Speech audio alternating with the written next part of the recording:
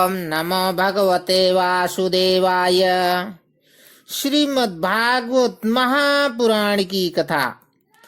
कृष्णं नारायणं वन्दे, कृष्णं वन्दे व्रजप्रियम्, कृष्णं द्वैपायनं वन्दे, कृष्णं वन्दे पृथासुतम्। अथ चतुर्थस्कन्धः। अथैकोनविंशोऽध्यायः। महाराज पृथु के शव अश्वमेध यज्ञ। गुरु वृंदावन बिहारी लाल की जय। श्री मैत्रेय जी कहते हैं कि विदुर जी, महाराज मनु के ब्रह्मावर्त क्षेत्र में जहाँ सरस्वती नदी पूर्वमुखी होकर बहती है, राजा पृथु ने 100 अश्वमेघ यज्ञों की दीक्षा ली।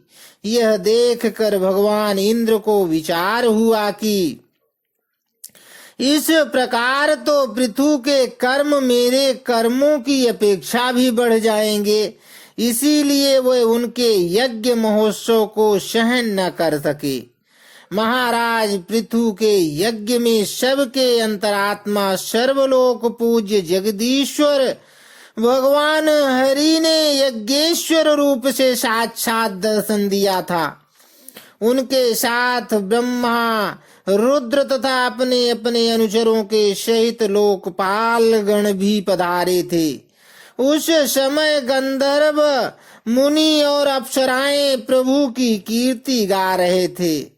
सिद्ध, विद्याधर, दैत्य, दानव, यक्ष, सुनंद नंदादि भगवान के प्रमुख पार्षद और सर्वदा भगवान की सेवा के लिए उत्सुक रहते हैं। वे कपिल, नारद, दत्तात्रेय एवं सनकादि योगेश्वर भी उनके साथ आए थे। भारत उस यज्ञ में यज्ञ सामग्रियों को देने वाली भूमि ने कामधेनु रूप होकर यजमान की सारी कामनाओं को पूर्ण किया था। नदियां दाख और ईख आदि सब प्रकार के रसों को बहा लाती थी तथा जिनसे मधु चूता रहता था, ऐसे बड़े बड़े वृक्ष दूध, दही, अन्न और घृत आदि तरह तरह की सामग्रियां समर्पण करते थे। समुद्र बहुत सी रत्न राशियां, पर्वत, भक्ष्य, भोज्य, चोष्य और लेह, 4 प्रकार के अन्न तथा लोकपालों के सहित संपूर्ण लोक तरह तरह के उपहार उन्हें समर्पण करते थे। महाराज पृथु तो एकमात्र श्री हरि को ही अपना प्रभु मानते थे। उनकी कृपा से उस यज्ञानुष्ठान में उनका बड़ा उत्कर्ष हुआ, किंतु यह बात देवराज इंद्र को सहन न हुई और उन्होंने उसमें विघ्न डालने की भी चेष्टा की। जिस समय महाराज पृथु अंतिम यज्ञ द्वारा भगवान यज्ञपति की आराधना कर रहे थे, इंद्र ने ईर्ष्यावश गुप्त रूप से उनके यज्ञ का घोड़ा हर लिया। इंद्र ने अपनी रक्षा के लिए कवच रूप से पाखंड वेश धारण कर लिया था, जो अधर्म में धर्म का भ्रम उत्पन्न करने वाला है, जिसका आश्रय लेकर पापी पुरुष भी धर्मात्मा सा जान पड़ता है। इस वेश में वे घोड़े को लिए बड़ी शीघ्रता से आकाश मार्ग से जा रहे थे कि उन पर भगवान अत्रि की दृष्टि पड़ गई। उनके कहने से महाराज पृथु का महारथी पुत्र इंद्र को मारने के लिए उनके पीछे दौड़ा और बड़े क्रोध से बोला, अरे खड़ा रहे, खड़ा रहे। इंद्र सिर पर जटाजूट और शरीर में भस्म धारण किए हुए थे। उनका ऐसा वेश देखकर पृथु कुमार ने उन्हें मूर्तिमान धर्म समझा, इसीलिए उन पर वाण नहीं छोड़ा। जब वह इंद्र पर वार किए बिना ही लौट आया, तब महर्षि अत्रि ने पुनः उसे इंद्र को मारने के लिए आज्ञा दी। वत्स, इस देवता धम इंद्र ने तुम्हारे यज्ञ में विघ्न डाला है, तुम इसे मार डालो। अत्रि मुनि के इस प्रकार उत्साहित करने पर पृथु कुमार क्रोध में भर गया। इंद्र बड़ी तेजी से आकाश में जा रहे थे। उनके पीछे वह इस प्रकार दौड़ा जैसे रावण के पीछे जटायु। स्वर्गपति इंद्र उसे पीछे आते देख उस वेश और घोड़े को छोड़कर वहीं अंतर ध्यान हो गए और वह वीर अपना यज्ञ पशु लेकर पिता की यज्ञशाला में लौट आया। शक्तिशाली विदुर जी उसके इस अद्भुत पराक्रम को देखकर महर्षियों ने उसका नाम विजिताश्व रखा। यज्ञ पशु को चसाल और यूप में बांध दिया गया था। इंद्र आदि शक्तिशाली घोर अंधकार फैला दिया और उसी में छिपकर वे उस घोड़े को उसकी सोने की जंजीर समेत ले गए। अत्रि मुनि ने फिर उन्हें आकाश में तेजी से जाते दिखा दिया, किंतु उनके पास कपाल और खट्वांग देखकर पृथु पुत्र ने उनके मार्ग में कोई बाधा न डाली। तब अत्रि ने राजकुमार को फिर उकसाया और उसने गुस्से में भरकर इंद्र को लक्ष्य बनाकर अपना बाण चढ़ाया। यह देखते ही देवराज उस वेश और घोड़े को छोड़कर वहीं अंतर ध्यान हो गए।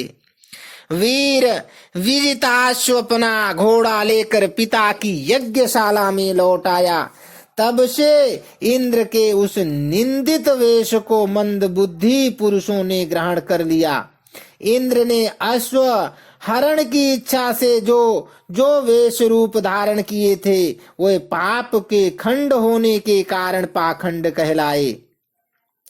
यहाँ खंड शब्द चिन्ह का वाचक है। इस प्रकार पृथु के यज्ञ का विध्वंस करने के लिए यज्ञ पशु को चुराते समय इंद्र ने जिन्हें कई बार ग्रहण करके त्यागा था, उस नग्न रक्तांबर तथा कापालिक आदि पाखंड पूर्ण आचारों से मनुष्यों की बुद्धि प्रायः मोहित हो जाती है, क्योंकि ये नास्तिक मत देखने में सुंदर हैं और बड़ी बड़ी युक्तियों से अपने पक्ष का समर्थन करते हैं। वास्तव में ये उपधर्म मात्र हैं। लोग भ्रमवश धर्म मानकर उनमें आसक्त हो जाते हैं। इंद्र की इस कुचाल का पता लगाने पर परम पराक्रमी महाराज पृथु को बड़ा क्रोध हुआ। उन्होंने अपना धनुष उठाकर उस पर बाण चढ़ाया। उस समय क्रोधावेश के कारण उनकी ओर देखा नहीं जाता था। जब ऋतुजों ने देखा कि असह्य पराक्रमी महाराज पृथु इंद्र का वध करने को तैयार हैं, तब उन्हें रोकते हुए कहा कि राजन, आप तो बड़े बुद्धिमान हैं। यज्ञ दीक्षा ले लेने पर शस्त्र विहित यज्ञ पशु को छोड़कर और किसी का वध करना उचित नहीं है। इस यज्ञ कार्य में विघ्न डालने वाला आपका शत्रु इंद्र तो आपके सुयश से ही ईर्ष्यावश निस्तेज हो रहा है। हम अमोघ आवाहन मंत्रों द्वारा उसे यहीं बुला लेते हैं और वलात अग्नि में हवन किए देते हैं। विदुर जी, यजमान से इस प्रकार सलाह करके उसके याजकों ने क्रोध पूर्वक इंद्र का आवाहन किया। उसे श्रुआ द्वारा आहुति डालना ही चाहते थे कि ब्रह्मा जी ने वहां आकर उन्हें रोक दिया। वे बोले, याजकों, तुम्हें इंद्र का वध नहीं करना चाहिए। यह यज्ञ संज्ञक इंद्र तो भगवान की ही मूर्ति है। तुम यज्ञ द्वारा जिन देवताओं की आराधना कर रहे हो वे इंद्र के ही तो अंग हैं और उसे तुम यज्ञ द्वारा मारना चाहते हो। पृथु के इस यज्ञानुष्ठान में विघ्न डालने के लिए इंद्र ने जो पाखंड फैलाया है वह धर्म का उच्छेदन करने वाला है। इस बात पर तुम ध्यान दो। अब उससे अधिक विरोध मत करो, नहीं तो वह और भी पाखंड मार्गों का प्रचार करेगा। अच्छा, परम यशस्वी महाराज, पृथु के 99 ही यज्ञ रहने दो। फिर राजर्षि पृथु ने कहा कि राजन, आप तो मोक्ष धर्म के जानने वाले हैं, अतः अब आपको इस यज्ञानुष्ठानों की आवश्यकता नहीं है। आपका मंगलमय हो।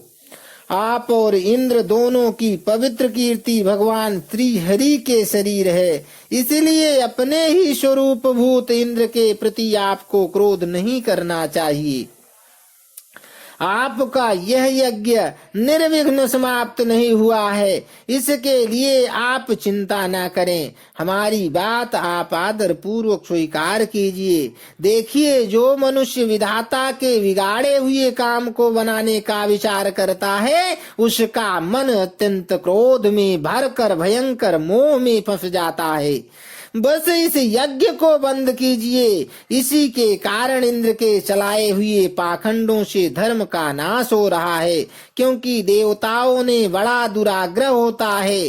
जरा देखिए तो, जो इंद्र घोड़े को चुराकर आपके यज्ञ में विघ्न डाल रहा था, उसी के रचे हुए इन मनोहर पाखंडों की ओर सारी जनता खींचती चली जा रही है। आप साक्षात विष्णु के अंश हैं। वेन के दुराचार से धर्म लुप्त हो रहा है। उस समयोचित धर्म की रक्षा के लिए ही आपने उनके शरीर से अवतार लिया है। अतः प्रजापालक पृथु जी, अपने इस अवतार का उद्देश्य विचार कर आप भृगु आदि विश्व रचयिता मुनीश्वरों का संकल्प पूर्ण कीजिए। यह प्रचर पाखंड पथरूप इंद्र की माया अधर्म जन्नी है, आप इसे नष्ट कर डालिए। श्री मैत्रेय जी कहते हैं कि लोक गुरु भगवान ब्रह्मा जी के इस प्रकार समझाने पर प्रबल पराक्रमी महाराज पृथु ने यज्ञ का आग्रह छोड़ दिया और इंद्र के साथ प्रीति पूर्वक संधि भी कर ली। इसके पश्चात जब वो ज्ञान स्नान करके निवृत्त हुए, तब उनके यज्ञों से तृप्त हुए देवताओं ने उन्हें अभीष्ट वर दिए।